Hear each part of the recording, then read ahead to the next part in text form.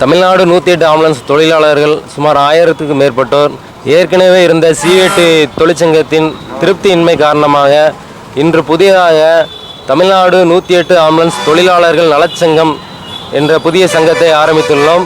இதில் சுமார் 1000க்கும் மேற்பட்ட தொழிலாளர்கள் புதிதாக இணைந்துள்ளனர். எங்கள் தொழிற்சங்கத்தின் சார்பாக தமிழக அரசுக்கும் GVK-EMRI நிர்வாகத்திற்கும் 8 மணி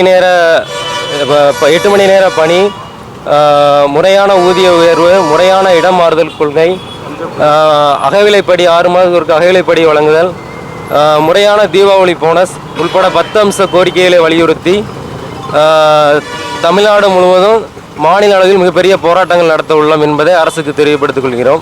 முடிவு பண்ணியிருக்கோம். விரைவில் அதுக்கான தேதி அறிவிக்கப்படும். மாநில பொதுக்குழுவை கூட்டி அதுக்கான தேதி விரைவில் அறிவிக்கப்படும்.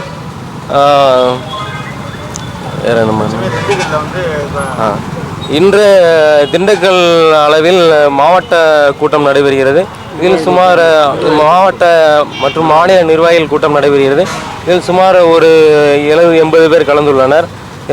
இதே போன்று மாவட்டம் வாரியாக தமிழ்நாடு முழுவதும் அனைத்து மாவட்டங்களிலும் கூட்டம் நடைபெறும். மேலும் இந்த கோரிக்கைகளுக்கு தமிழக அரசும் GVK நிர்வாகமும் செவிசாய்க்க இல்லாத பட்சத்தில் தொழிலாளர் நல ஆணையத்தில் வழக்கு தொடர்வது என்று முடிவு செய்யப்பட்டுள்ளது. சங்கத்தின் சார்பாக முடிவு செய்யப்பட்டது.